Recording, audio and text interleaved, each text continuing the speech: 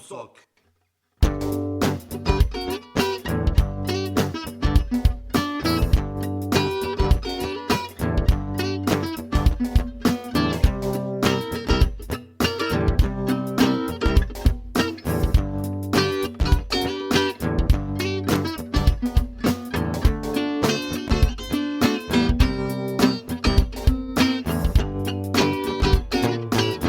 Podcast from SOC.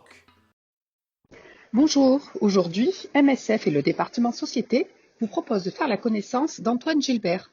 Antoine est Watson, ce qui veut dire en jargon MSF qu'il mène des actions sur l'eau, l'hygiène et l'assainissement en situation d'urgence.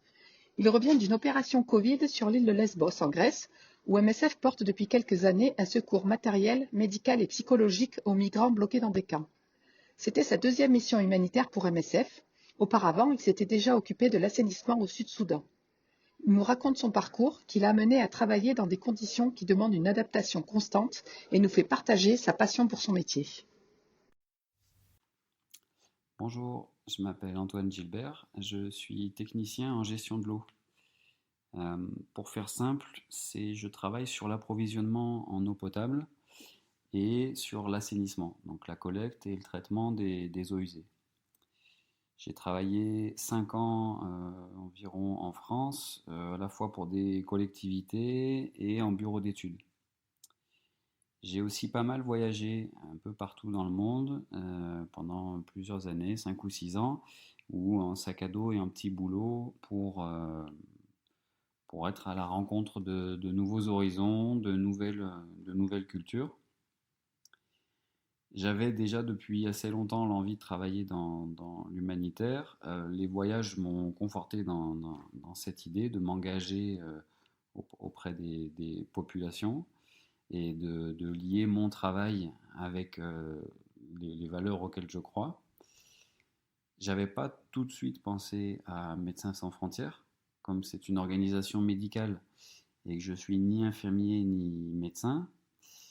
Mais comme dans toute structure médicale, il y a pas mal de corps de métier. Il y a aussi, par exemple, le travail administratif, la logistique et donc ce qu'on appelle maintenant aujourd'hui le environmental health et de plus généralement on appelle ça WATSAN. C'est donc Water and Sanitation. C'est donc water pour le traitement de l'eau potable, pour l'approvisionnement en eau potable, et sanitation pour l'assainissement. En réalité, c'est beaucoup plus large que ça, puisque on gère aussi en tant que... Donc quand on travaille dans mon domaine, on travaille aussi dans la gestion des déchets, dans la gestion de l'hygiène et dans la gestion des vecteurs de contrôle, donc tout ce qui peut être vecteur de maladies, comme ça peut être par exemple les moustiques ou les rongeurs. Voilà, donc c'est extrêmement divers.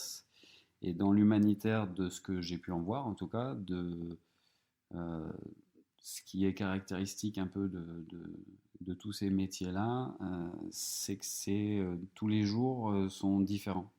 Il y a tous les jours, il y a des nouveaux défis, il y a des nouvelles choses qui arrivent auxquelles il faut s'adapter et trouver de nouvelles solutions en permanence. Donc parfois, c'est des choses qu'on a pu anticiper et parfois, c'est des imprévus qui nous tombent un peu dessus. Donc ça peut parfois faire un peu peur de un peu se dire à quoi on va être livré à nous-mêmes et qu'est-ce qui va nous arriver. Mais particulièrement chez MSF, en tout cas, comme c'est une organisation qui est de taille assez conséquente et qui travaille dans l'humanitaire depuis très longtemps, il y a beaucoup de solutions qui ont déjà été développées. Et donc il y a par exemple beaucoup de documentation technique et il y a aussi bien sûr beaucoup de ressources humaines qui sont là pour nous aider, pour nous épauler dans les projets. Même si une des caractéristiques de ces postes, c'est aussi d'être adaptable et d'aimer le changement, parce que c'est quelque chose que moi j'apprécie beaucoup. J'aime pas trop la routine, j'aime bien être tout le temps dans la recherche de nouvelles solutions et voilà, d'avoir des nouveaux défis, c'est ce qui fait pour moi le charme un peu de ce métier. Voilà, j'ai travaillé, pour l'instant j'ai fait deux missions, donc l'une au Sud-Soudan, euh, donc c'était dans un village assez isolé, avec des problèmes qu'on peut se douter, donc de malnutrition, de paludisme, de mortalité infantile, un contexte sécuritaire. Et en plus, juste avant que j'arrive, il y avait eu des inondations. Ma deuxième mission, qui était beaucoup plus dans un contexte pas mal différent, c'était dans un camp de migrants en Grèce. Donc là, les difficultés, le pays dans lequel ça se passe est assez développé. C'est peut-être un peu moins riche que par exemple la France, mais c'est quand même beaucoup développé par rapport aux pays africains.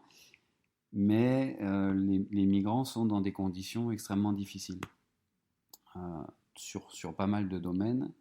À cela s'ajoute la condition qu'ils ont vécue avant dans leur pays d'origine et tout au long de leur trajet. Donc il y a aussi une problématique de santé mentale qui est assez importante. Donc c'est toutes ces rencontres et toutes ces rencontres que j'ai faites ont été extrêmement enrichissantes. Et aussi, ce qui est enrichissant et valorisant, c'est de voir les effets concrets de ce qu'on réalise. Voilà. Et j'espère pouvoir en parler plus amplement plus tard. Je vous remercie. Podcast from SOC.